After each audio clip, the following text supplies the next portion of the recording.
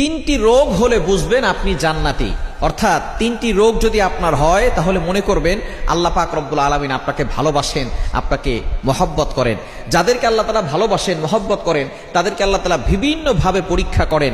তার ভিতরে একটা পরীক্ষা হচ্ছে অসুস্থতার নিয়ামত দিয়ে আল্লাহ তাআলা পরীক্ষা করেন। মনে রাখবেন, সুস্থতাও আল্লাহর নিয়ামত, অসুস্থতাও আল্লাহর নিয়ামত। আমরা অসুস্থ হয়ে গেলে অনেক সময় আল্লাহকে অভিযোগ করে বসে, আল্লাহ আমার কি দোষ ছিল? কত মানুষ সুদ খায়, ঘুষ খায়, তার কোনো সমস্যা হয় না, আল্লাহ তুমি শুধু আমাকে দেখো, খবরদার এরকম অভিযোগ করবেন না। সুতরাং অসুস্থ হলে তিনটি রোগ যদি আপনার হয়, মনে করবেন যে আল্লাহ আপনাকে ভালোবাসে এবং আল্লাহ আপনাকে জান্নাত দিতে চাচ্ছেন। এক নাম্বার হচ্ছে যদি জ্বর হয়। জ্বর ঠান্ডা আমাদের অনেকেরই হয়।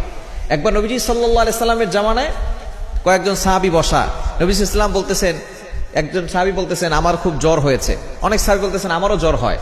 এবার নবী সাল্লাল্লাহু আলাইহি ওয়াসাল্লাম বলছেন তোমরা তো আমার অন্তর্ভুক্ত, আমারও তো জ্বর হয়। কিন্তু একজন বলতেছে যে আমার জ্বর হয় না। নবীজি বলতেছেন তাহলে তুমি আমাদের অন্তর্ভুক্ত না। বোঝা গেল জ্বর হওয়া ভালো লক্ষণ।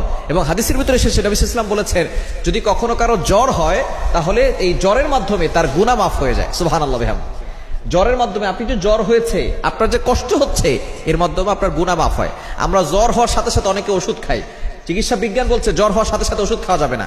যখন শরীরটা একটু গরম হয়, জ্বর হলে ভিতরের যে ব্যাকটেরিয়াগুলো আছে, ভাইরাসগুলো আছে, এগুলো আস্তে আস্তে মরে যেতে থাকে এবং আপনার ভিতরের দিক দিয়ে আপনি সুস্থ হতে পারবেন।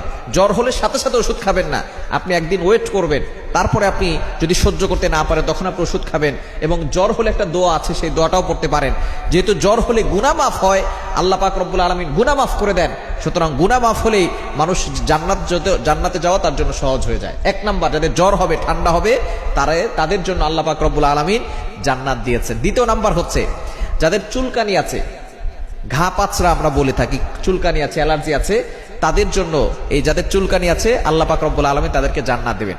হযরত আইয়ুব আলাইহিস সালাম তিনি 18 বছর ধরে অসুস্থ ছিলেন, শরীরের প্রত্যেকটা জায়গায় পচন হয়ে গিয়েছিল। আইয়ুব আলাইহিস সালাম তিনি হতাশ হন নাই, তিনি আল্লাহর উপরে ভরসা রেখেছেন। শেষ পর্যন্ত তিনি একটি দোয়া পড়েছেন, রব্বি আন্নী মাসসানিয়াদ দুররু ওয়া আনতা আরহামুর রাহিমিন। আয় আল্লাহ, তুমি তো রহমান, তুমি তো রহিম, আমি তো অসুস্থ হয়ে পড়েছি। আইয়ুব আলাইহিস সালাম অভিযোগ করেন নাই, আমরা অভিযোগ করি, করবেন না। যাদের চুলকানি, অ্যালার্জি, হযরত আইয়ুব আলাইহিস সালামকে আল্লাহ পাক রব্বুল আলামিন এই রোগ দিয়েছিলেন। সুতরাং যদি আপনার চুলকানি, অ্যালার্জি থাকে, মনে করবেন যে আল্লাহ পাক রব্বুল আলামিন আপনাকে ভালোবাসেন, আল্লাহ আপনাকে জান্নাত দিবেন। এবং 3 নম্বর রোগ হচ্ছে চোখ ওঠা। আমাদের অনেক সময় চোখ ওঠে।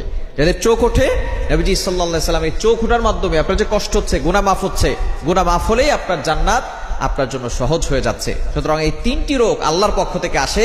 যাদের হয় তারা বুঝবেন যে এই 3টি রোগ দিয়ে আল্লাহ আপনাকে জান্নাত দিতে চাচ্ছে।